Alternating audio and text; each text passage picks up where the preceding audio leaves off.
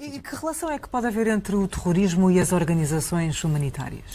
Nós gostávamos que não houvesse. Mas há. E eu acho que as organizações humanitárias que prestam... Todos os dias somos confrontados com notícias de refugiados que, fugindo de uma alegada guerra, são recolhidos ao largo de uma costa europeia, normalmente Sicília, e são aí recolhidos por barcos pertencentes a associações humanitárias que, por solidariedade, impedem que essas pessoas se afundem no mar alto e possam, dessa forma, vir para a Europa e ter uma vida mais aprazível do que aquela que tinham no seu país, supostamente assolado por uma guerra. Felizmente, isto é apenas o que a elite nos quer impor, mas muitas pessoas já abriram os olhos em relação a esta realidade e já perceberam que esta história está muito mal contada. Nós, portugueses primeiro, vamos dar uma ajuda com este vídeo. No gráfico abaixo é possível observar a rota do navio Aquarius no passado dia 21 de março de 2017, tendo este partido das costas da Líbia e tendo mais tarde chegado ao porto de Catarina, na Sicília, em Itália, após uma paragem na ilha de Malta. Mais em detalhe, eis o percurso com dias e horários. Naqueles 2 dias, o navio Aquarius recolheu 946 pessoas provenientes de Bangladesh, Nigéria, Costa do Marfim, Guiné e de outros países. Todos indivíduos rigorosamente sem vistos para poder entrar na Europa, e desembarcou-as na Sicília, onde entraram num campo para refugiados. O navio Aquarius pertence à SOS Mediterrâneo, uma ONG alemã com uma vontade irresistível de deportar pessoas de um continente para outro. É um daqueles navios que depois aparecem na televisão com a legenda "Salvos no meio do Mediterrâneo". Não é no meio do mar que estes imigrantes clandestinos são recolhidos, mas a poucos quilómetros das costas líbias, e comprovar este facto é bastante simples. Com a ajuda do Marine Traffic, um site especializado no rastreamento de navios com rotas relativas e precisas, eis as posições de outros navios negreiros que pertencem a ONGs. Estas posições são de 25 de março de 2017. Todos os navios encontram-se numa área bem definida, poucos quilómetros ao largo das costas da Líbia, tão próximas que é possível vê-las a partir das praias. No caso da Sea-Watch 2, os clandestinos nem a fadiga de molhar-se têm que fazer, dado que o navio já se encontra no porto. E estes são apenas alguns dos navios interessados, no total são cerca de 15. Portanto, estamos perante um enorme serviço de deportação, milhares de clandestinos que diariamente são recolhidos de África e transportados nos centros de acolhimento europeus, nomeadamente italianos.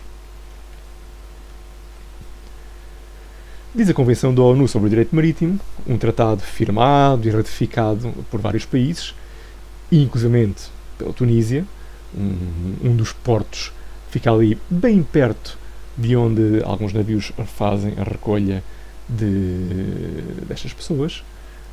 Diz este tratado que as pessoas resgatadas em águas internacionais devem ser levadas ao porto seguro mais próximo. Ora, não é isso que tem acontecido. O que tem acontecido é que as pessoas são transportadas por milhares de quilómetros para Sicília, para poderem depois, pelo canal da Sicília, para poderem ir para Lampedusa e poderem então serem incluídas, serem inseridas em território europeu. Mas quem são estas ONGs que fazem este trabalho de tráfico negreiro? Em nome de quem é que operam? O navio Aquarius pertence à ONG SOS Mediterrâneo, ONG alemã, a qual opera em colaboração com a COSP, Associação Humanitária Italiana. O site da SOS Mediterrâneo não é muito explícito e nem especifica de onde provêm os seus fundos. Eis, pelo contrário, a proveniência dos fundos da COSP, para o ano de 2015, que é, até à data, o último disponível. Portanto, 88% do dinheiro público financia esta ONG, mais 15% privados. O total prefaz 103% nesta estranha matemática humanitária. E, em grande medida, 52% é a União Europeia que paga o tráfico de carne humana. Aquela mesma União Europeia que depois fala de emergência de migrantes. Obviamente não falta a ONU e outras organizações internacionais. Outras organizações empenhadas no negócio são o MOAS, a Jugendrettet, Stichting Botvolklicht, Médicos Sem Fronteiras, Save the Children, Proactiva Open Arms, Sea-Watch.org, CI e Lifeboat. Além de Médicos Sem Fronteiras, um pequeno império financiado também pelos governos de muitos países ocidentais, os Estados Unidos em primeiro lugar e a ONU, e Save the Children, que conta com fundos do IKEA, de Johnson & Johnson, Procter & Gamble e de governos, cerca de 57%, e também de corporações, 13%. Não é claro quem são os financiadores das restantes organizações e visitar as respectivas páginas de internet não adianta, pois os orçamentos ou não são publicados ou reúnem as doações sob um vago privados ou outros. O procurador de Catânia, Carmelo Zuccaro, abriu recentemente um processo de investigação. Queremos saber sobre a evolução do fenómeno e a razão pela qual há a proliferação desses navios e como podem lidar com custos tão elevados sem ter um retorno em termos de lucro económico. O que emergiu é que o país europeu que dá origem à maior parte dessas ONGs é a Alemanha, que hospeda 5 dessas organizações, com um total de 6 navios, incluindo 2 de SOS Mediterrâneo. Mas tudo, como salienta Zuccaro, tem custos mensais ou diários elevadíssimos. O navio Aquarius da SOS Mediterrâneo, por exemplo, tem um custo de 11.000 euros por dia. Os navios do MOAS, de Christopher e Regina Catranbon, ONG com sede em Malta, são o Phoenix com bandeira de Belize e o Topaz com bandeira das Ilhas Marshall. Custam 400.000 euros mensais. Zuccaro continua. Cria suspeitas também o dado dos países que concedem as bandeiras. Devemos fazer a pergunta de onde está o dinheiro, ou de onde vem o dinheiro para suportar tais custos elevados. Quais são as fontes de financiamento? Será a tarefa da próxima fase de investigação. Vamos continuar a verificação das ONGs que trazem os migrantes para o nosso distrito. 6 milhões de deportados. Teco Dankers é um ativista da Géfira. Esta também é uma ONG, mas deu-se a um objetivo diferente. Controlar o que fazem as outras ONGs, nomeadamente aquelas empenhadas no comércio dos migrantes. Por isso, reconstruiu os movimentos em 12 de outubro de 2016 do navio Golfo Azurro, com bandeira do Panamá, mas operado pela ONG holandesa Boat Refugee. De acordo com os dados, o navio partiu de manhã cedo em direção da Líbia, várias horas antes de ter lançado um SOS por parte dos barcos dos migrantes. E esta é uma boa questão. Como é que barcos sem condições nenhumas dos migrantes lançam SOS? Curiosidade. Só perto das 19 horas, o Centro de Coordenação Marítima de Roma sinalizou ao Golfo Azurro e a outros 3 navios humanitários que havia um SOS de um barco carregado com migrantes. Perto das 21 horas, começou a operação de resgate de 113 pessoas, com 17 desaparecidos, 12 horas no meio do mar à espera de um SOS. Coisa tão estranha. Há um outro facto estranho. Pouco antes das 21 horas, um rebocador italiano, o Merges, partiu de Melita, na Líbia, e dirigiu-se para o porto a 8 milhas e meia náuticas, ao largo da costa da Líbia, onde logo teria começado o resgate. Mas, chegado a uma distância de 6 milhas da costa, inverteu o caminho e voltou para Melilla. Impossível que não tenha visto o barco em perigo. Assim, Géfira avança uma hipótese. O barco italiano atirou para o mar alguma carga humana e o Golfo Azurro sabia que isso iria acontecer. Mais factos. No dia seguinte, os diários deram notícia do resgate. No Estreito da Sicília, o que sugere um ponto bem mais a norte do que aconteceu, em águas territoriais líbias. O Golfo Azurro também poderia ter transportado os migrantes para o porto mais próximo. Zarzis, na Tunísia, 65 milhas a oeste, claro. Não teria sido um desembarque agradável para aqueles que pagaram milhares de euros para chegar em território europeu. Mas o Golfo Azurro deveria ser um navio de socorro, e não um ferry boat. Jafira continua as análises e os resultados mostram como o comércio de carne humana tinha crescido 57% nos primeiros meses de 2017, quando comparado com o homólogo período do ano anterior. Mas tudo isso não é surpreendente, como revelou o Comissário Europeu Dimitris Avramopoulos em Genebra no princípio deste mês. O objetivo é criar pontos de embarque nas praias africanas para receber 6 milhões de pessoas nos próximos anos. Isto para compensar o encolhimento da população europeia. Mas vamos a números.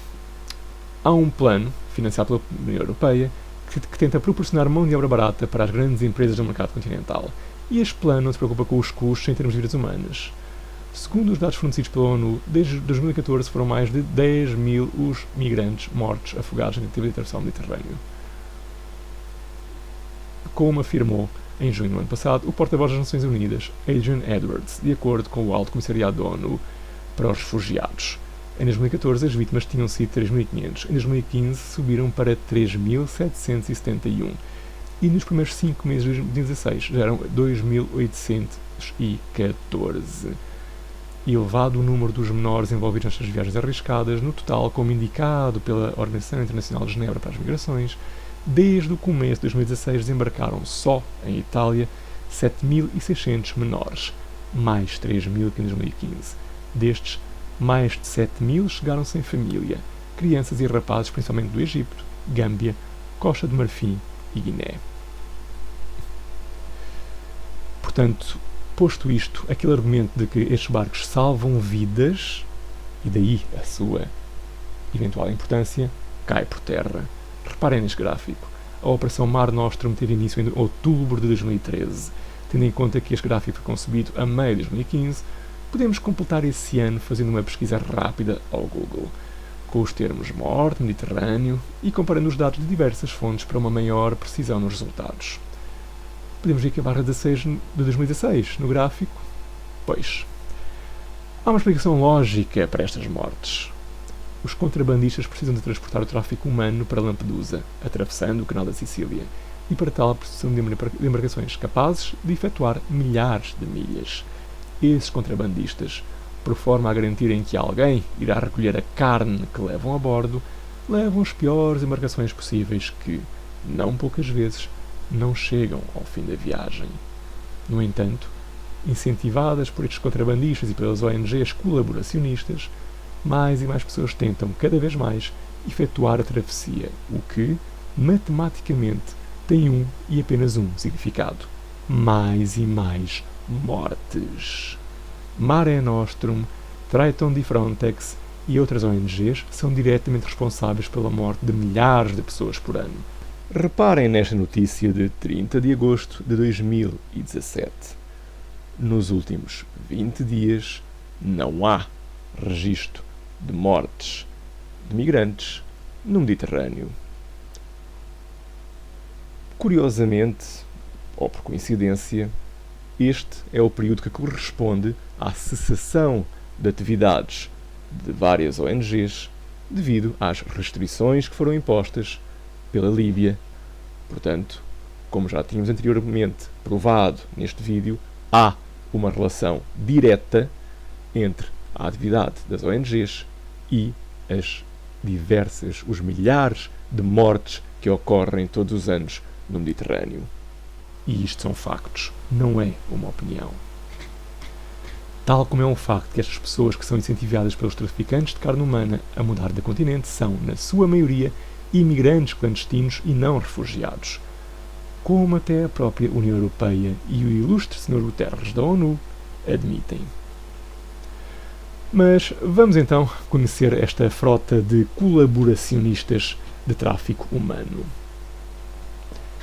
Aqui podem ver Phoenix, Topaz Responder, Juventa, Golfo Azurro, Dignity One, Borbonargo, Aquarius, Vozeste, Astral, Sea-Watch 1, Sea-Watch 2, Audur, CI, Speed e Minden. Pois é, são umas quantas. Então qual é a resposta? A resposta surgiu recentemente O grupo Defend Europe, um grupo de jovens identitários europeus de vários países, tem conhecido um mediatismo extraordinário pelo facto de terem adquirido um navio, o J-Star, através do chamado crowdfunding, e terem por objetivo usar a embarcação para monitorizar as organizações não governamentais, estas tais ONGs, cúmplices dos traficantes de seres humanos, bem como destruir barcos de traficantes vazios de forma a não poderem ser reutilizados. A isto acresce que o Sea-Star irá auxiliar imigrantes em risco de afogamento e entregá-los ao porto marítimo mais próximo fora da Europa.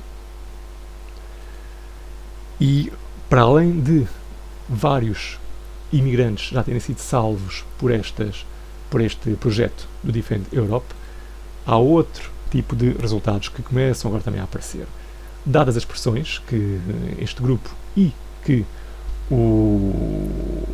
associações italianas têm feito para que estas pessoas não sejam mais transportadas para a Europa, saiu na semana passada a notícia de que a Líbia impôs restrições à assistência humanitária devido à insegurança na zona, e o que levou a que mais 2 organizações não governamentais suspendessem as operações de resgate de migrantes no Mediterrâneo, depois de uma primeira organização já o ter feito anteriormente. As ONGs CI e Save the Children anunciaram hoje, à data da notícia, que suspenderam estas operações, após os Médicos Sem Fronteiras também terem cancelado no sábado os resgates a bordo do navio Prudence, devido à insegurança e às restrições à ajuda humanitária por parte da Líbia. Portanto, as coisas estão, de facto, a mudar. A Europa enfrenta a sua pior crise desde as invasões muçulmanas e a tempo dos europeus, portugueses incluídos, perceberem que se queremos manter a herança recebida dos nossos antepassados, impõe-se atuar não apenas ao nível nacional, mas também europeu. Para servir os interesses de uma elite, o tráfico negreiro do século XXI é uma realidade e ganha atualmente uma dimensão que há bem poucos anos ninguém imaginaria possível. Estas pessoas são retiradas da sua própria terra para, das duas uma, ou se afundarem no mar, ou servirem de carne para canhão em território europeu. Tal como a imagem abaixo indica, são milhões aqueles que tencionam emigrar para a Europa. É tempo de dizer basta e fechar a porta. Os princípios básicos humanitários começam em casa, com os nossos, e se não nos preocuparmos primeiro com os nossos, ninguém o fará por nós. A nossa terra é nossa. Português primeiro.